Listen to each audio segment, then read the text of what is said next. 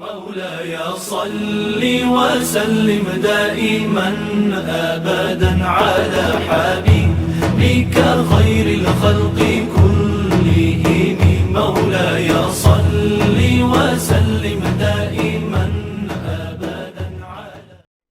Bismillahirrahmanirrahim. Assalamualaikum warahmatullahi wabarakatuh. Alhamdulillahirabbil alamin. Asyhadu alla ilaha illallah wa asyhadu anna Muhammadar Rasulullah. Allahumma sholli ala Muhammad wa ala ali Muhammad. Sahabat pemuda dan pemirsa yang dirahmati Allah Subhanahu wa taala. Alhamdulillahirabbil alamin. Kita bersyukur kepada Allah Subhanahu wa taala karena di bulan suci Ramadan ini Allah masih mencintai kita, masih berkenan mempertemukan kita di bulan suci Ramadan ini dengan keadaan iman, keadaan sehat walafiat dimanapun kita berada. Salawat salam semoga selalu tercurahkan kepada junjungan kita Nabiullah Muhammad Sallallahu Alaihi Wasallam. Beliau adalah teladan yang bagus, yang baik untuk kita semua. Kita sebagai umat beliau, umat Rasulullah SAW, sudah sepantasnya, sudah selayaknya kita mengikuti apa yang diajarkan oleh Rasulullah SAW, ucapannya, perbuatannya, maupun sunnah-sunnah yang lainnya. Pemuda dan jamaah yang dirahmati Allah SWT, ada satu amalan yang disunahkan oleh Rasulullah SAW ketika kita sudah melaksanakan puasa Ramadan selama 1 bulan penuh, yaitu kita disunahkan untuk melantunkan takbir, mengagungkan Allah SWT, kemudian dilanjutkan keesokan harinya melaksanakan sholat Idul Fitri.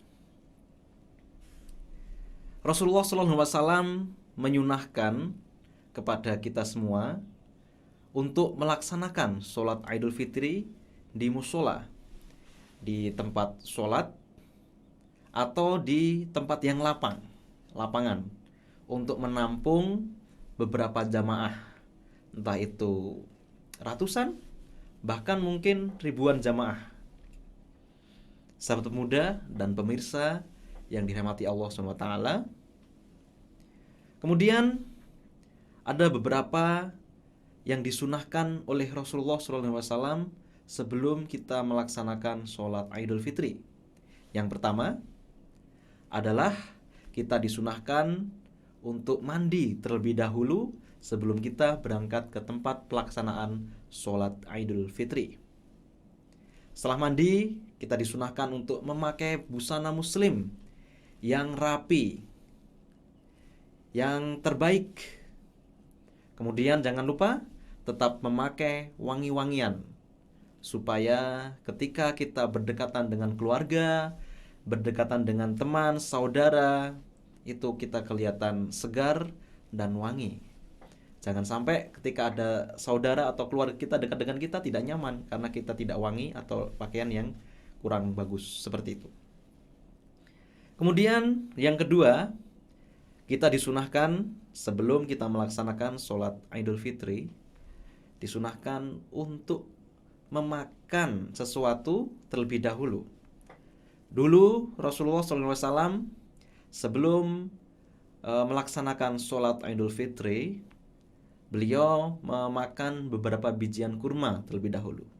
Kalau kita mungkin menyesuaikan, karena kita tinggal di Indonesia, kita mungkin lebih makan ketupat seperti itu, sarapan istilahnya, sarapan. Itu memang sudah disunahkan oleh Rasulullah SAW sebelum kita melaksanakan sholat Idul Fitri untuk memakan atau sarapan terlebih dahulu. Kemudian yang ketiga adalah ketika kita berangkat ke tempat sholat Idul Fitri, disunahkan oleh Rasulullah SAW untuk melalui jalan. Ya, memang benar jalan, tidak mungkin kita tidak melalui jalan kan, masa kita melalui sungai kan tidak mungkin. Melalui jalan, tetapi ketika berangkat itu jalan A, kemudian ketika kita pulang kembali ke rumah itu melalui jalan B. Nah, maksudnya kita melalui jalan yang berbeda ketika berangkat dan kembali atau pulang, seperti itu. Kemudian yang keempat, Rasulullah SAW menyunahkan sebelum kita melaksanakan sholat Idul Fitri, kita melantunkan dulu takbir, mengagungkan Allah SWT, atau bahasa klasiknya itu adalah takbiran. Ya, mungkin para sahabat sudah tahu apa itu takbir ketika sholat Idul Fitri. Allahu Akbar, Allahu Akbar, Allahu Akbar, La ilaha illallah, Wallahu Akbar, Allahu Akbar, walillahil hamd. Nah, seperti itu. Nah, setelah melakukan takbir, mengagungkan Allah Subhanahu wa taala, kemudian kita disunahkan untuk melaksanakan sholat Idul Fitri. Nah, sholat Idul Fitri ini hukumnya adalah sunnah mu'akkadah, ya, sunnah mu'akkadah, yaitu sunnah yang sangat dianjurkan, mendekati wajib lah, ya. Jadi sudah selayaknya, sudah sepantasnya kita sebagai seorang muslim yang baik, maka kita berusaha untuk melaksanakan sholat Idul Fitri ini karena sunnah mu'akkad. Dalam pelaksanaan sholat Id, Rasulullah menyunahkan di situ dua rakaat. Kemudian di situ rakaat pertama itu 7 takbir, ya, selain takbiratul ikram. 7 takbir. Kemudian untuk bacaannya ketika rakaat pertama Al-Fatihah, kemudian setelah Al-Fatihah yaitu surah Al-A'la. Kemudian untuk rakaat kedua hampir sama, cuma bedanya di sini bukan 7 takbir lagi, tetapi sudah 5 takbir selain takbir al-intiqal. Untuk bacaannya Al-Fatihah, kemudian surah Al-Ghusyiyah atau bisa surah yang lain. Seperti itu. Itu yang disunahkan oleh Rasulullah SAW.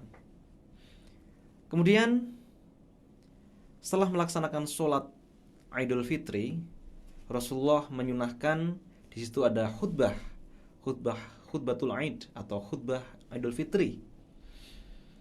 Yang mana di situ Rasulullah SAW pernah menyampaikan kepada para jamaah, jika ingin mendengarkan khutbah, dipersilahkan para jamaah untuk tetap duduk di tempatnya. Kemudian jika ingin tidak mendengarkan khutbah, dipersilahkan untuk pulang. Tetapi kita sebagai seorang muslim yang baik dan kita mencintai kesempurnaan, maka sudah sepantasnya dan sudah sebaiknya kita mengikuti rangkaian sholat Idul Fitri sampai selesai. Sahabat pemuda dan jamaah dan pemirsa yang dirahmati Allah SWT, mungkin itu yang bisa kami sampaikan. Sedikit tambahan, mungkin ada yang bertanya, terus bagaimana bang ketika kita melaksanakan sholat Idul Fitri itu di rumah karena memang keadaan tidak memungkinkan atau pemerintah memang melarang kita membuat kerumunan, akhirnya kita diwajibkan untuk di rumah untuk melakukan ibadah. Ya, tidak masalah, tidak apa-apa seperti itu. Kemudian untuk tata caranya bagaimana bang? Tata caranya sama dengan apa yang kami sampaikan yang di awalan tadi. Kemudian perbedaannya, ya, kita bisa melaksanakan sholat Id di rumah, bisa dengan keluarga atau bisa dengan sendiri.